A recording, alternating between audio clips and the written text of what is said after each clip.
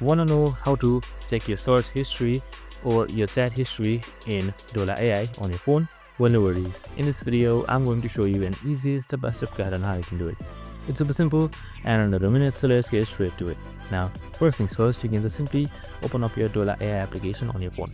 So we have also created a video on how to log in, sign up or install Dola AI on your phone. So make sure to watch it. So on the bottom right side, you should be seeing something known as a profile, which is things like that. And now once I've selected your profile, on the top right side you should be seeing this gear icon. This is the settings, so simply like that. And now once I've selected settings, here you should be seeing various options. Now right here you should also be seeing search history, just simply like that. It should be right below start a new topic. Now you can see your history that you can see simply sorts out.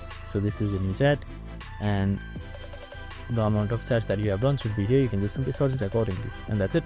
I hope this video helped. If it did, make sure to like, subscribe and tune in with us for more similar videos. See you in the next one.